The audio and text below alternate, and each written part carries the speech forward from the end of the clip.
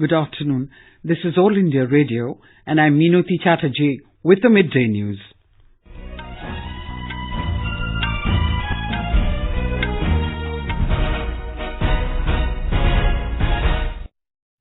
The headlines. Haryana and Maharashtra gear up for assembly polls tomorrow. All arrangements in place. Bypolls for 2 Lok Sabha constituencies and 51 assembly seats also to take place simultaneously. Indian Army hits terror launch pads and army posts in Pakistan Occupied Kashmir in retaliation to unprovoked ceasefire violation by Pakistani troops. Finance Minister Nirmala Sitharaman says negotiations between India and US on a trade deal going on full speed. Agreement likely to be structured soon. British Prime Minister Boris Johnson writes to EU for Brexit delay. In cricket, Rohit Sharma hits maiden test double century against South Africa in Ranchi.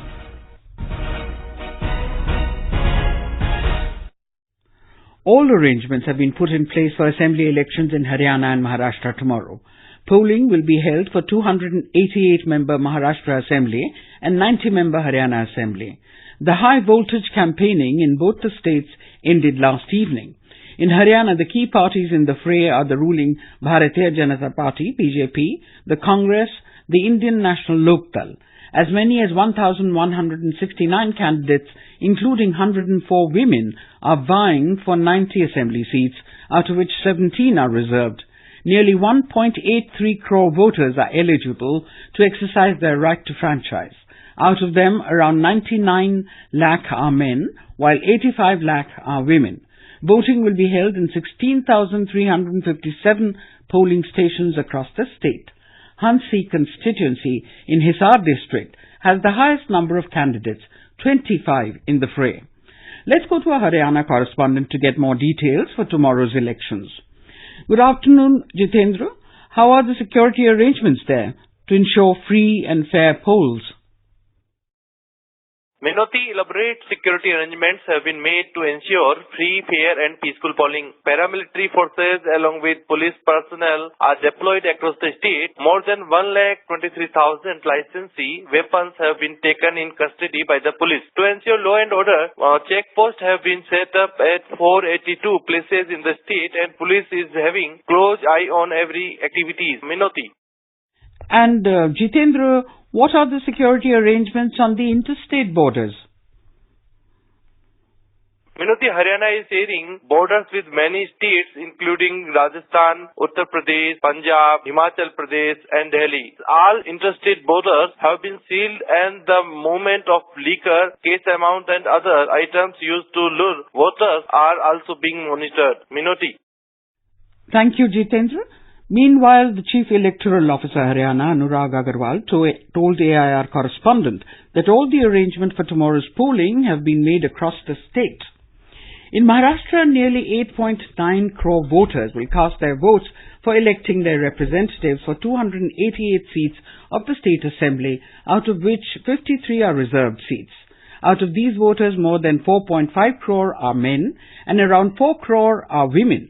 Altogether, 3,237 candidates, including 235 women, are contesting in the elections. Voting will be held in 96,661 polling stations set up by the Election Commission of India across the state. The Nanded South seat in Marathwada region has the most number of candidates, 38 in the fray. This assembly election in Maharashtra is a battle of two alliances. Mahayuti Grand Alliance, including majorly the BJP and Shiv Sena on one hand, and the Maha Aghadi camp, including Congress and NCP mainly on the other.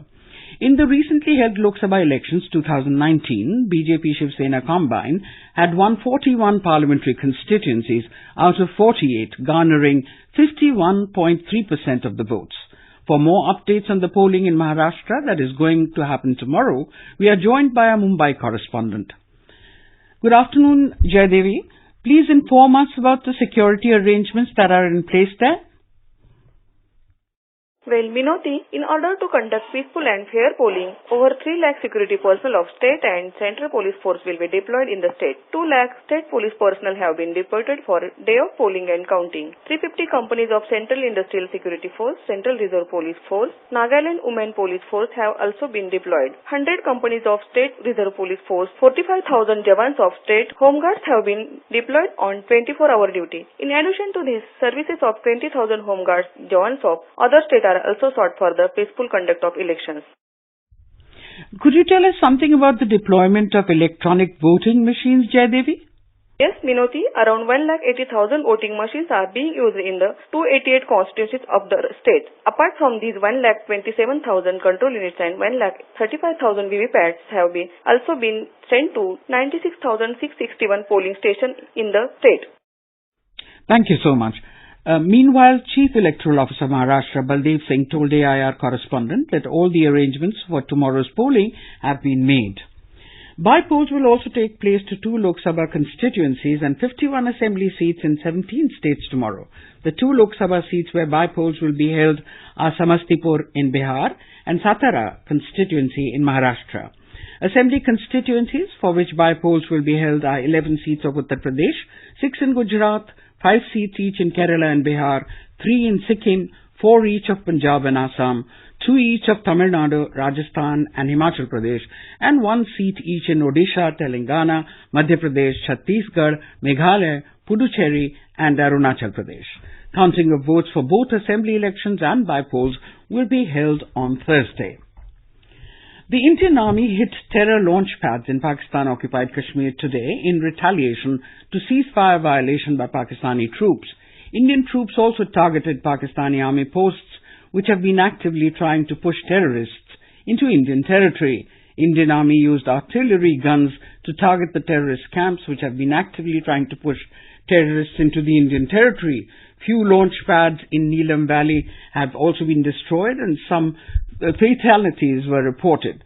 Retaliation by Indian Army comes after Pakistani troops resorted to unprovoked ceasefire violation in Tangdhar sector of Kupwara district. 2 Indian soldiers and a civilian were killed in firing by Pakistani troops.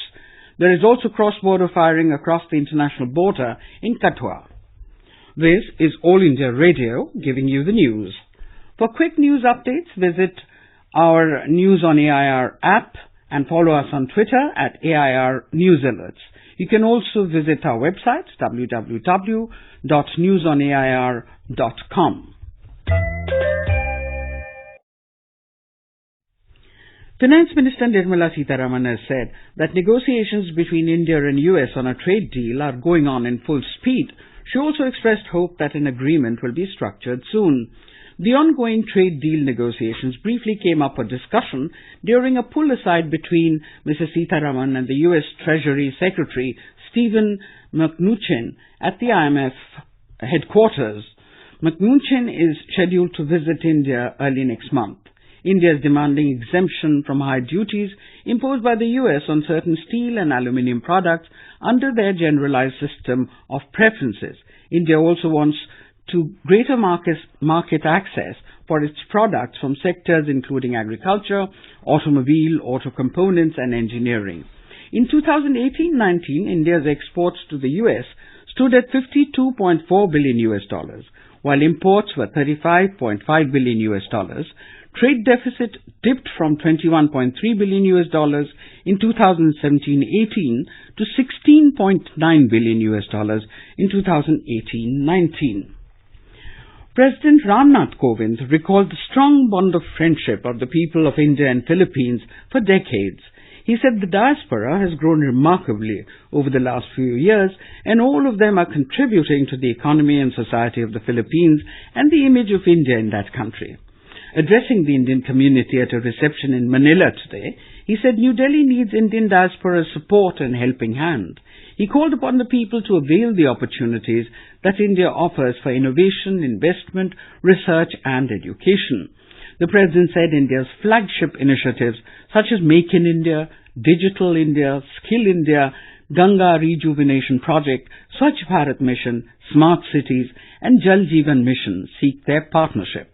The President said that India's bilateral economic engagement in terms of investment and presence of Indian companies in the Philippines is on the upswing. Mr. Kovind will leave for Japan tomorrow on his final leg of the two-nation visit. In Britain, after the UK Parliament forced him, Prime Minister Boris Johnson sent 3 letters to the European Union to request another Brexit delay. Meanwhile, Johnson refused to sign the letter, which was a photocopy of a draft set out in UK law. The Prime Minister was required by law to ask the EU for an extension to the 31 October deadline after losing vote in Parliament's House of Commons.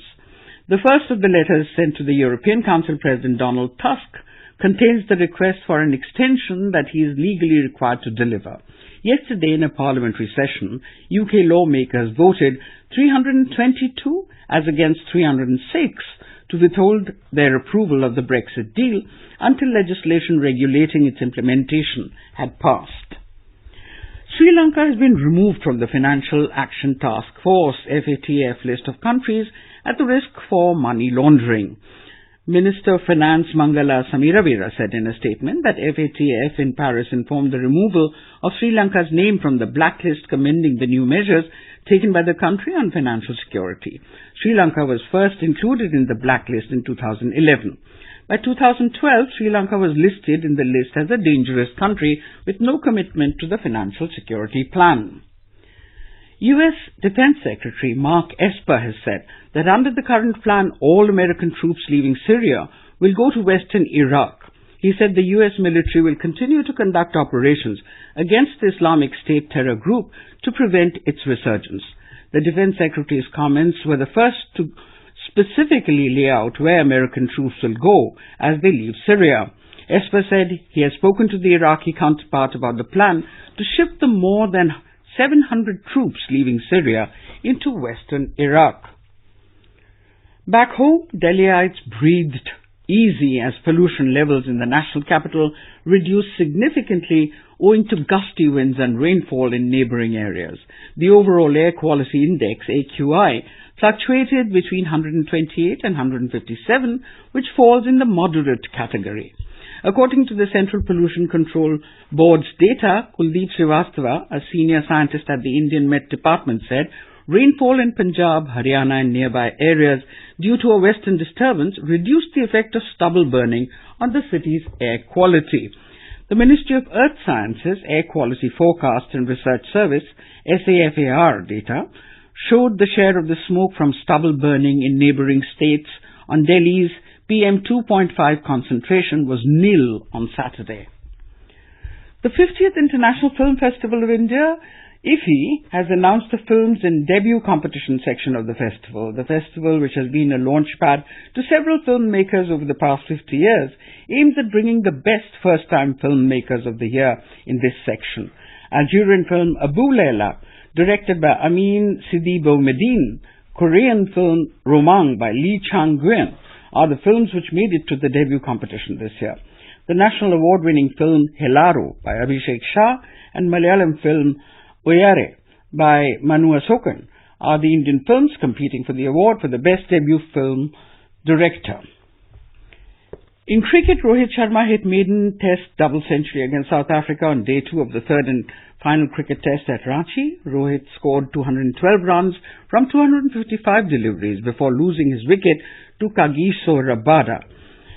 Earlier, India resumed its innings at the overnight score of 224 for 3 on day 2. Yesterday, bad light and rain forced early end to the play. India lead the 3-match series 2-0.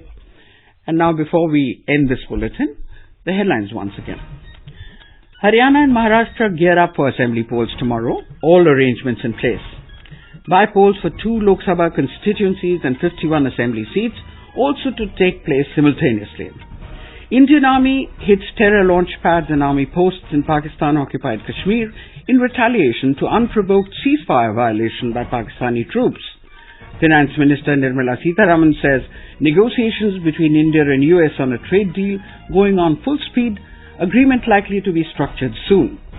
British Prime Minister Boris Johnson writes to EU for Brexit delay. In cricket, Rohit Sharma hits maiden test double century against South Africa in Ranchi. And with that, we end the midday news.